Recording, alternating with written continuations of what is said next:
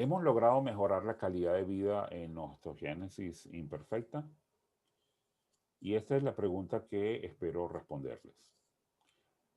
Anteriormente, hace muchos años, la osteogénesis imperfecta se decía que era una enfermedad hereditaria incurable y nos decían no hay nada que hacer, solo cuidados paliativos.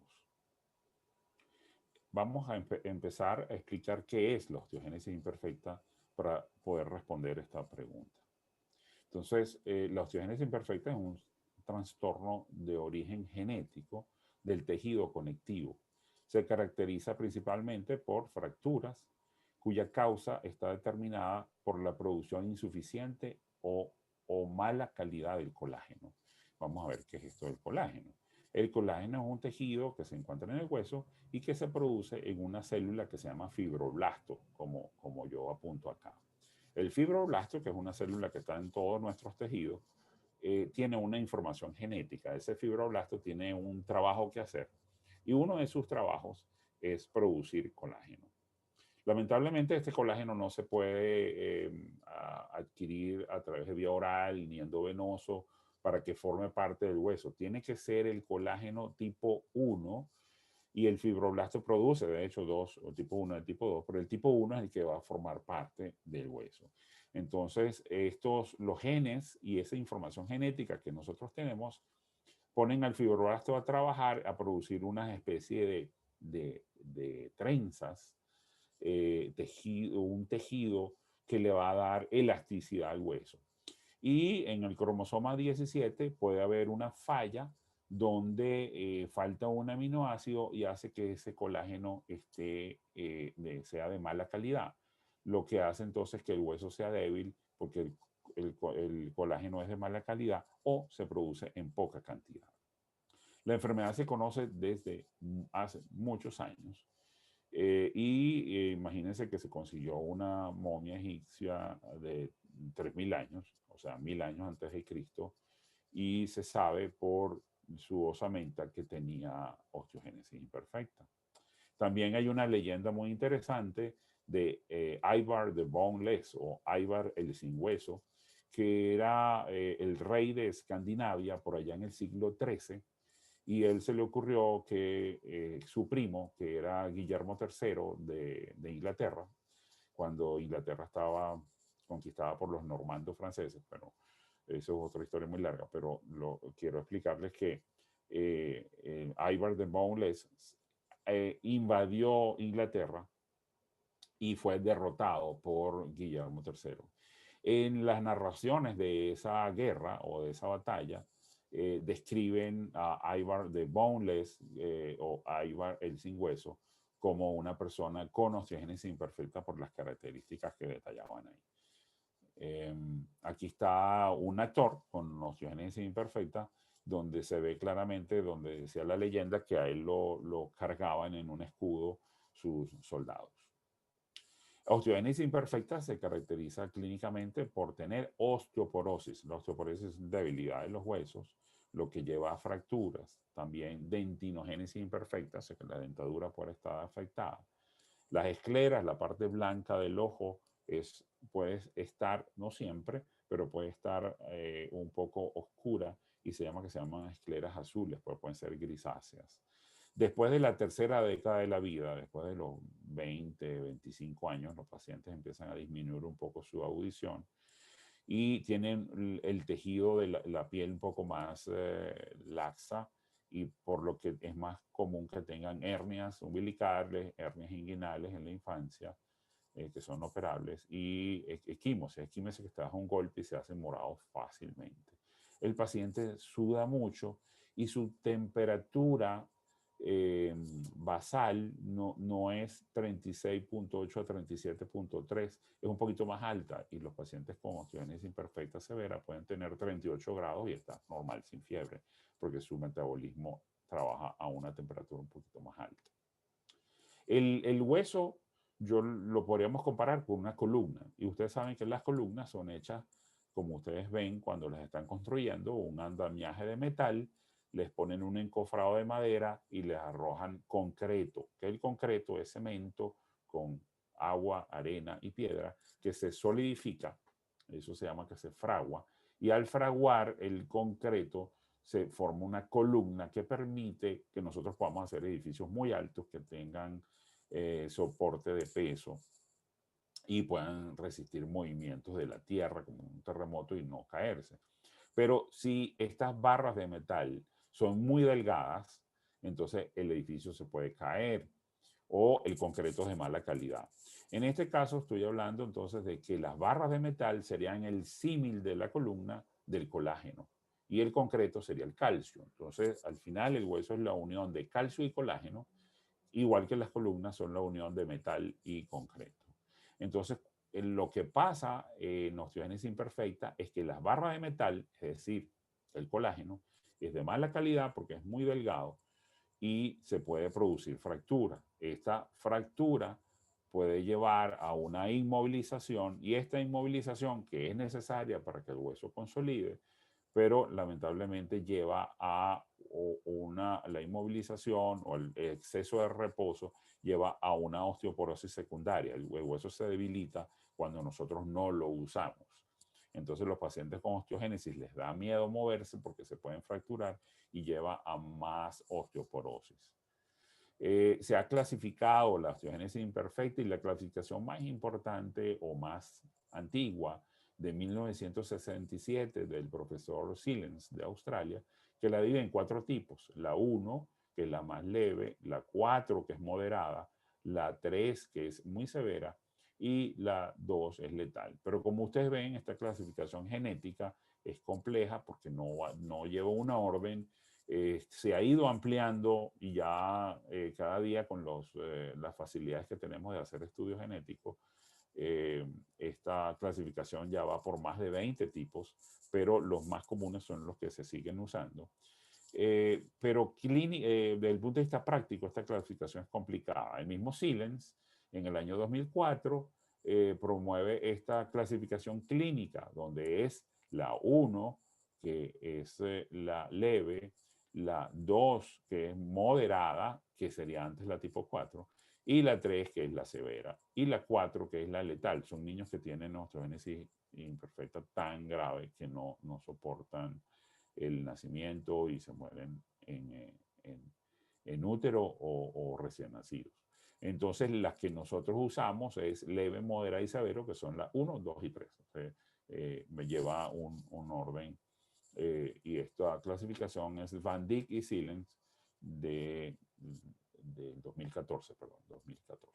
El diagnóstico de la enfermedad se hace básicamente por el cuadro clínico, es decir, un examen del especialista, normalmente el que ve a un paciente con osteogénesis imperfecta y lo sospecha, lo remite normalmente al pediatra y el pediatra lo remite al ortopedista infantil. Y el ortopedista infantil se va a basar en el cuadro clínico. Luego también se puede hacer un estudio genético, pero eso tarda tiempo, pero la radiología está disponible de inmediato. Entonces, eso serían los más importantes, la radiología y el estudio clínico. Se puede hacer una densitometría ósea, que es medir la densidad de los huesos, y los estudios de los biomarcadores también se han usado. Pero realmente el 1 y el 3, el estudio clínico y la radiología, son los con lo que nosotros hacemos el diagnóstico de forma temprana. Esta es una enfermedad, se llama enfermedades raras y esto viene del inglés, enfermedad rara, significa poco frecuente, ¿no? Porque de rare disease, que significa enfermedad poco frecuente, porque puede ser peyorativo en español decir enfermedad rara. Lo que se refiere esa enfermedad poco frecuente y imagínense una incidencia de 1 en 10 a 20.000 nacidos vivos. Entonces, por ejemplo, en un país como Colombia podríamos tener,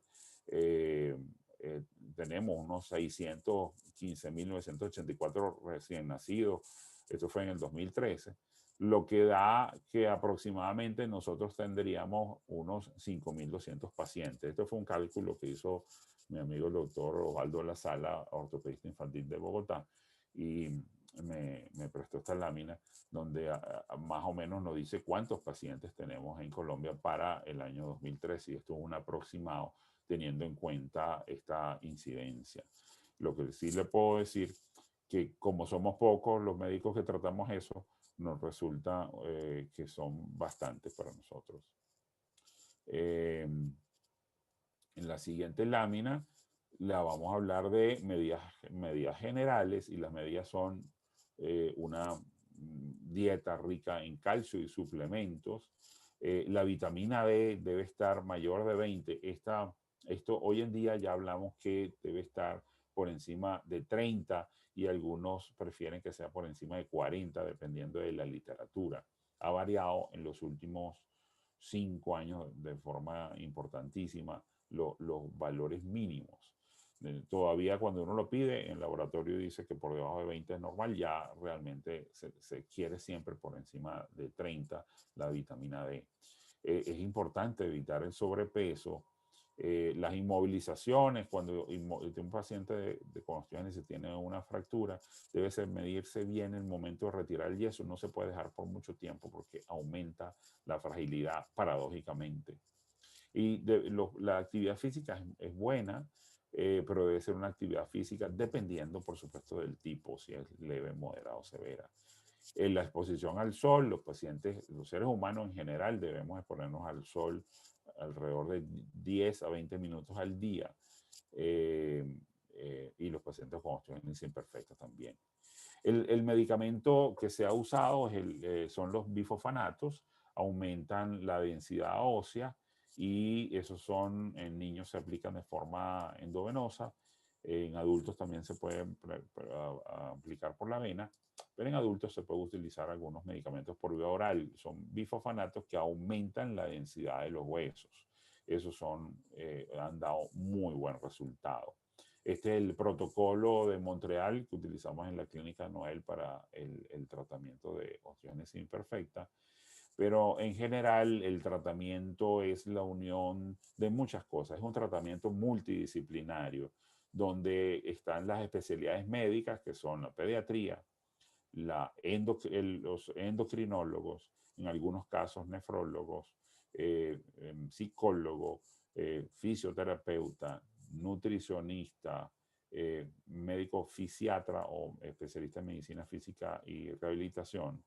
Son los más importantes que están alrededor del el tratamiento médico. Y por supuesto el ortopedista infantil quien les habla.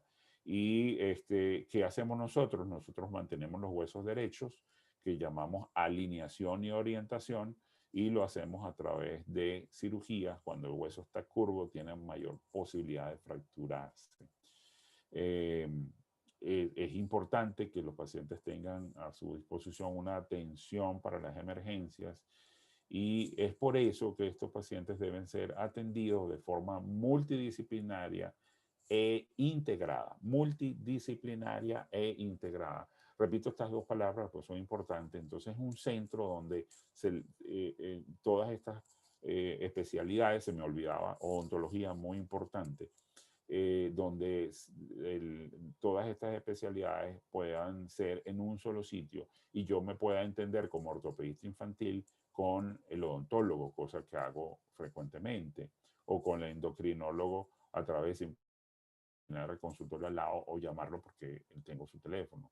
Entonces es muy importante que sean atendidos en sitios que tengan estas dos características: medicina multidisciplinaria e integrada. El amor, por supuesto, es muy importante, y la educación los pacientes que tienen cierta discapacidad, el grado de educación que ellos logren siempre los va a ayudar muchísimo.